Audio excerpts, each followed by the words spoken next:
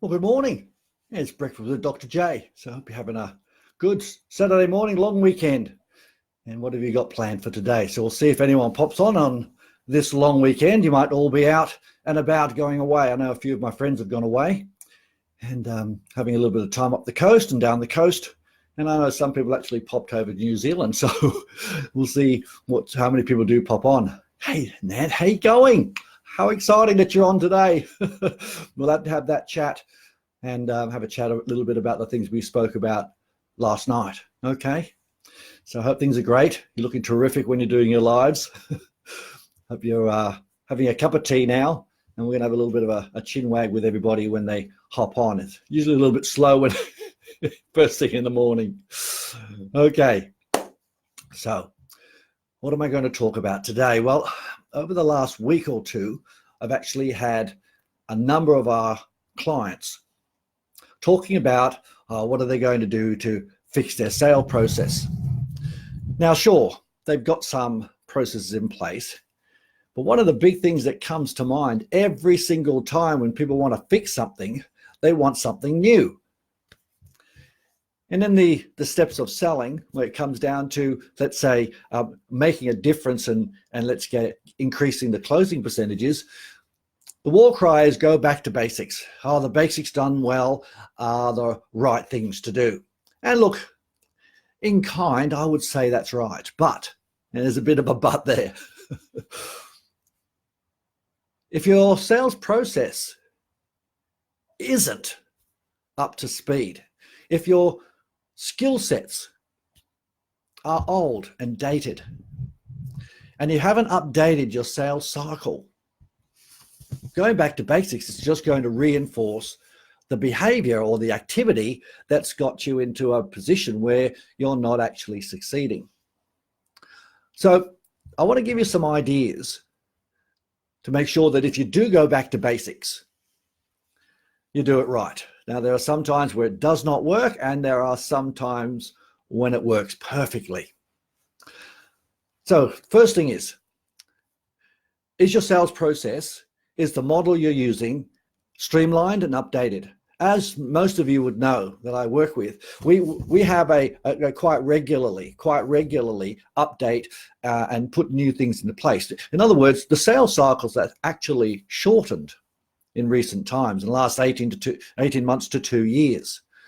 So have you actually updated it, streamlined it?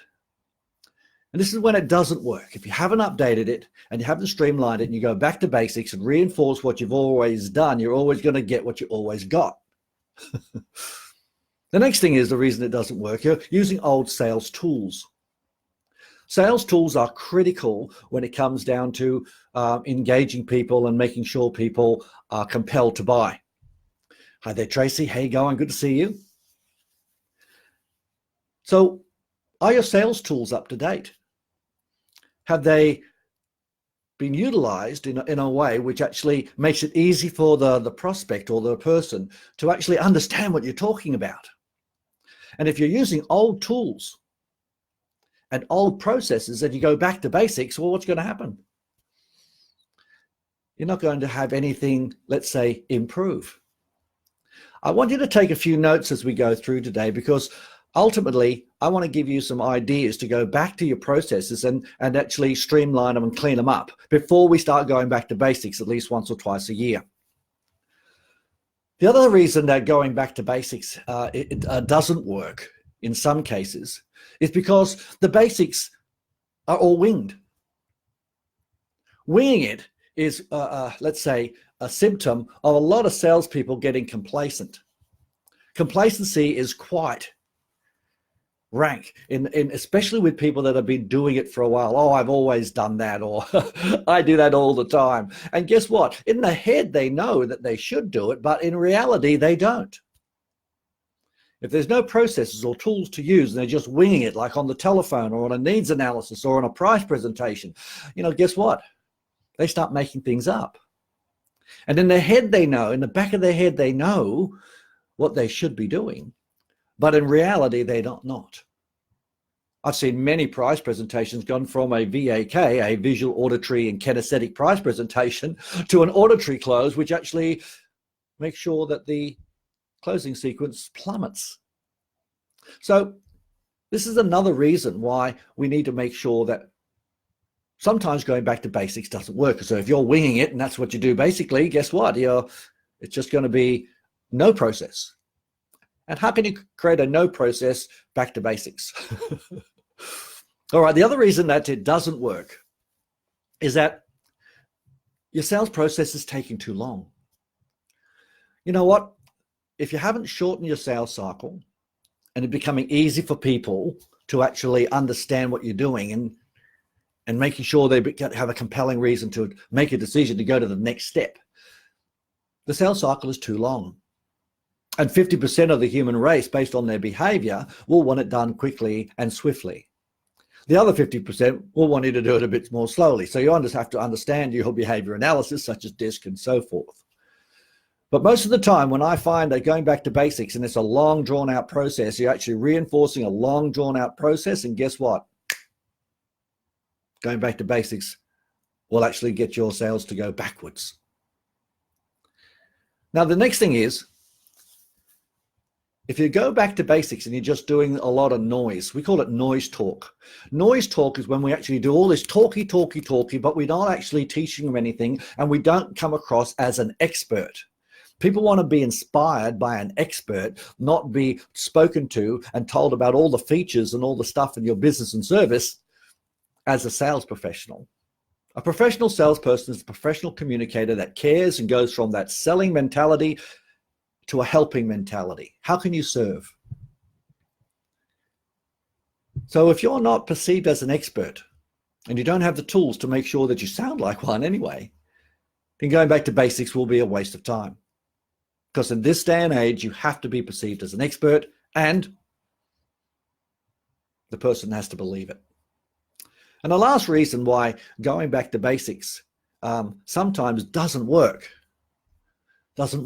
is because you're reinforcing old, outdated ideas. Ulstein, my goodness, just talking about you, my friend, just yesterday. God, my goodness, everybody, Ulstein is from Norway. So good to see you, my friend. So when it comes down to going back to basics, if all those things haven't been changed, well, it's going to come unstuck. Old, outdated skills where you haven't actually got no expertise, old, outdated process, let's say tools, your process is too long, boom. Going back to basics will reinforce that behavior, and guess what? Nothing will change and you'll go backwards. I hope you're taking this down because I see this happen quite regularly. This complacency mindset in the sales arena and also in leadership is we've always done that, so it should always work. Well, let me tell you right now, lots of things don't work from 2 or 3 years ago. So how do we fix this? Well, what skills do we need to do? There's some skills and some tools that you need to make sure that you update and you, let's say, streamline straight away. Number one is your rapport building skills. Everyone says they know how to build rapport. Well, guess what, guys? Building rapport and doing rapport is a completely different thing. For those who've done a lot of the impact training stuff, you will know a process called the process of 9. Really what the process of 9 is actually making sure that the person likes and trusts you by getting some commonality and having a conversation throughout the communication or the presentation, and not just do the rapport at the beginning and then say, oh, well, I've got the rapport, now I can just sell them something.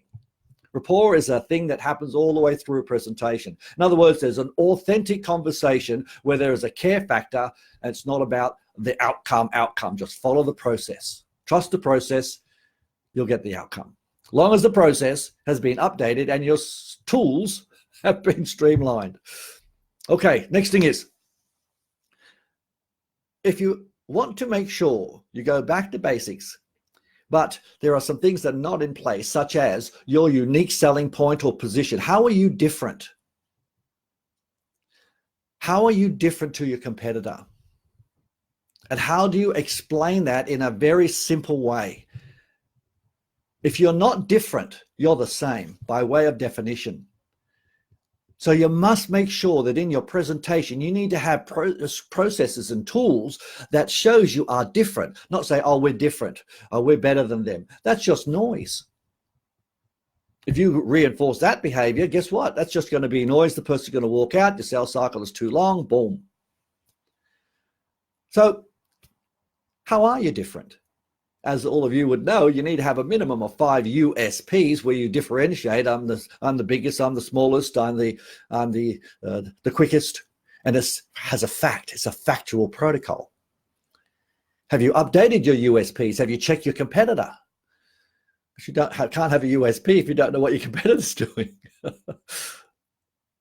So these are some things you need to update to make sure that when you do go back to basics, you're ready to rock and roll. Now, next thing is, are you using testing questions? Are you going back to basics, but making sure that you re-implement those test close outside and inside the bubble closes before you get down to the closing process where you're just going to ask them to make a decision? If you're not testing, and by the way, many salespeople forget to do this after they have success. They get sales complacency. Oh, I don't need to do that anymore. In the back of my head, I should be doing it. Boom. So you must make sure you check to make sure that you're testing questions to see if the buying temperature has risen before you present your prices are there. Now, the last thing is, it's an obvious thing. You need to make sure that the tools that you use in your closing sequence, now what do I mean? Well, it might be a pen. It could be a tariff. It could be the order in which you actually explain the numbers. How do you actually ask for the sale? Isn't that interesting? 2 to 5% of the sale is at the back end. At the end of the day, 2 to 3% is closing. That's when you ask for the decision. Is that smooth? Is that easy? Or is it stilted? If it's stilted and uneasy, let me tell you right now, the person won't make a decision to go to the next step. How many times are you practicing that closing sequence? Have you actually streamlined it? Because it has changed. Hi there, Lloyd. Good to see you, my friend. Hope you had a good week. So asking for a decision. Now, by the way, asking for a decision doesn't actually have to be in a sale, does it? A decision is made by way of definition by someone agreeing. It doesn't have to be an exchange of money or service. It could usually be with your husband, your wife, your staff members. It's actually getting agreement to move to the next step. So have you streamlined that? And by the way, it is sequenced. There is a way of doing it, which means it shortens the sales cycle. You can either have assumptive, prescriptive, alternative, triplet of choice, whatever you're going to do, but asking at the end has to be refined. Now, if you're going to go back to basics and you're going to say, wow, that's just a basic fundamental, Dr. J. Well, if it's not been streamlined and it's no good, well, it's going to be a waste of space. All of that activity, the front end and rapport, you can't close. You may as well not turn up. So there are some of the tools that I would suggest you actually, let's say, go back and check it out. How are you asking for the decision? Now, as I said, remember, closing the sale is asking for the paperwork or asking for the money, whatever you want to call it. But ask for decisions. Could be with your team members. It could be with your husband, with your wife, with the kids. A decision agreement is what we're talking about. So there are some of the things that you need to make sure are in place before you start going back to basics. Because if they're not up to speed, up to date, process orientated, let me promise you, you'll just be reinforcing the bad behavior or the poor activity. All right. Now, how do we get going back to basics work effectively? Well, number one, you have to have steps. Back to basics, we have 8 steps in our sales model. When it goes down to initial contact, for instance, your qualification, this comes next. And then we have your explanation, demonstration, tour, whatever you want to call it. They're all steps. There are some fundamentals in them. I suggest you take out the meet and greet process in your initial contact and make sure that's really clean. Then you go to a next step, which would be qualification, verbal and written if you have a written qualification model. Make sure that, for instance, if you understand the 4 W's are in place. You just go through the steps. If you're going to go back to basics in the whole sales cycle, that'll take you a long time. My recommendation, when you go back to basics, you take a part of the sales cycle and you reinforce it. Firstly, it's streamlined, update the tool. And then, and only then, you'd actually go through the steps. And then you go through the steps in chunks. Get that step. Now, the biggest bang for buck is obviously closing, asking for the money. Then your price presentation would go dovetailed into that. Then I would skip it over and go straight into it, how you do your meet and greet. And then I'd probably go through and check out to see how you are going with your qualification. If you're getting lots of objections and people aren't buying, it's usually because of poor qualification. If your explanation demonstration doesn't actually have a solution, it's just a whole lot of noise and red brain. And guess what? When you get to the price presentation, the person's completely glassed over. So the way to do this is to take part of it, check to see what they're doing first. The way I do that is to go backwards and then chunk it up and reinforce the step, not the whole sales cycle. If you do the whole sales cycle, you'll be there for a month of Sundays. So the next thing is, you want to make sure that once you've actually got the new processes or it's been put back into the business, if everything is running fine, it's just sharpening your axe, you want to go through your 6+3+1 model. It's 1, 1, 2, 2, 3, 3. Role play it. Don't tell them. Please don't tell somebody to do this and do that. But let me tell you right now, if you just do that, please do the tell training or the reinforcement. I can promise you something. They're just going to nod their head and say, I understand you. But when you leave, they can't do it. Hey, Jeff, how are you, mate? Hope the puppy dog's going well and the new business is flourishing. Good on you, buddy. Thanks for joining me this morning. If you don't actually do this, it's all a waste of space.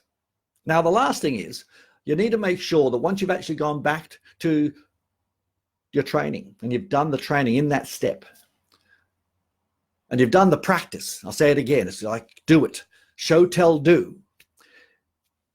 When you've done all the chunks, you've got to do a thing called a full flow. If it's qualification, right from the, let's say the initial part, right through to the pain, right through to the overcoming the objection part, you do all those in chunks, then you flow it. With all the things that are being left out back in, we've made the square. Instead of having a circle or a squiggly line, every salesperson will chop off the edges. We know that. They have to because they have to make it their own. But put it back, put the form and structure in there and let them make it their own. But always do a full flow after you have reinforced the good stuff if your processes and tools are up to date. Now you've done your full flows, you've done your role play, you've gone through the chunking process, you've got your steps, and the steps are the right steps. You've got the right processes, the right tools. Guess what? You're going to have an enormous amount of, let's say, surprises coming up, because if you've upgraded your sales cycle and now your processes are correct, and now you know how to then do the back to basics activity, whew. The reason it works when all those things have been done right is because, firstly, the processes and tools are up to date, number one. Number two is the salesperson's edges are back on. They've actually gone through the process. They say in the back of their head, they should do it, but are they doing it? And usually they're not. So this is an opportunity for them not to fail, but to just say, oh yes, I put my edges back on. Now this gives the salesperson a lot of confidence. Did you know one of the hidden ingredients from the best sales professionals in the world is firstly competence that matches, then that creates confidence. When someone is competent, this creates a thing called confidence, not arrogance or cockiness.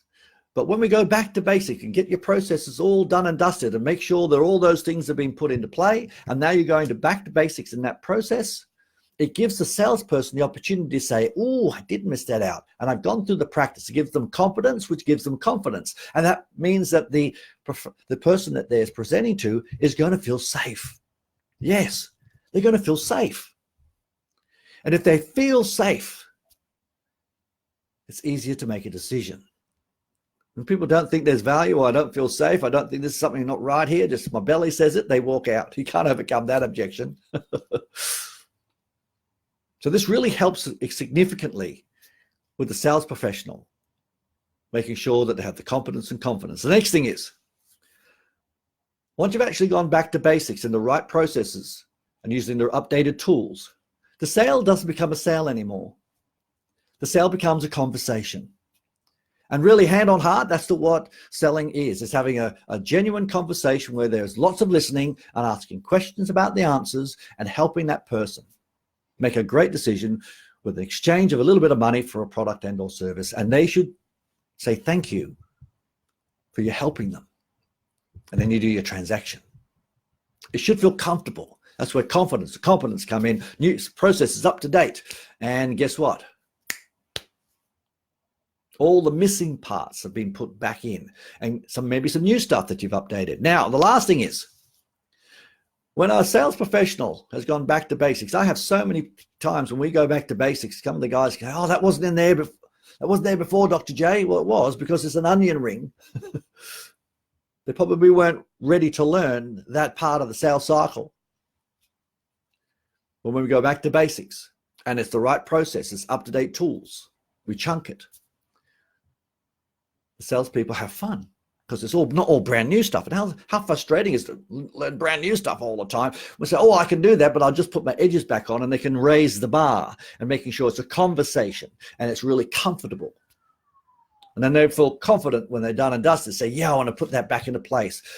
And they think they've got something new, but it's refreshing, but it's in the back of their head and they can do it automatically. It gives the sales professional confidence. It's fun. And when you do this and it's fun, you can then acknowledge good behavior. You can acknowledge effort, and you can acknowledge a result. As I said in another live a little while ago, you can acknowledge those things, but always reward consistency. Now, the last thing I want to cover here is when you go back to basics and all those things are in place, you've updated your tools, you've got your processes in place, you've gone through the retraining, so to speak. The last thing is, it reduces sales complacency. Sales complacency is rank all around the world. I've got old sales professionals, or seasoned, let's say, using old process they've always done. They say the marketplace has changed, but guess what? They haven't changed their sales process, or they haven't updated it. And guess what? They get this complacency that I've always had success, but I should have that via osmosis. Guys, to reduce that complacency, take away the ego and say, where can I improve? Shorten that sales cycle, do some of the things I suggested when we go through and get the rapport skills happening. Make sure that you've got your differentiation there.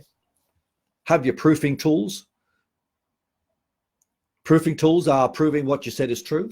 And have your test closing questions and have your tariffs right, up to date, shorten the sales cycle, then implement it properly. And guess what? You can celebrate some great results, and then you can get rewarded for consistency. Well, guys, that's how going back to basics works. But there are some things that need to be in place before you go back to basics. So what are you going to do tomorrow, the next day, Tuesday, when you come back from the long weekend? What are you going to do? Have a look at your sales cycle, clean it up a bit, get some help. If you need a little bit of help, let me know. But once you've got the processes done, make sure that you go and see what the people are doing. Don't just do a training to say, we're going back to basics. Boom, just find out what they're doing. So you can then take which step you're going to put into place. And then once you've actually done it, make sure you acknowledge the activity. All right, so it's a bit of a summary for you. Let's put it into practice. Let's go back to basics at least a couple of times a year for each side of the sales cycle, and actually celebrate your success. All right. Now, always have a time for a bit of Q&A. Could have something to do with the topic this morning. Could have nothing to do with the topic. So we've got a few people still on. So if you've got any questions about your process, your leadership, your lead gen, or your sales model, pop it in the chat box. I know it's a little bit of a delay, so I'm just going to say there's nothing. But if there's nothing, I will say ta-ta. But let's just see if there are a couple of questions that you might have. And we can maybe answer them for you. And some of the other guys that will see this on replay might be appreciative of that too. So if you've got any questions, I'll just scroll up and down there. There's no one actually put in there at the moment. But if you've got any questions, it's a good time to give it a blast. So if you've got any questions about your sales cycle, sales model, some things that are happening in your leadership, your money, let's say your data, lots of things. So have we got anything? Right? Nothing at the moment. I'll give you another 10 seconds. All right. Thanks, Nan. All right, gang. Put some stuff into practice. Put it in the comments. Share this around. And get your friends to join the Sales Success Club. We're going to be doing lots of little things throughout the month. So let's kick some goals. Have a wonderful long weekend. And we'll catch you later.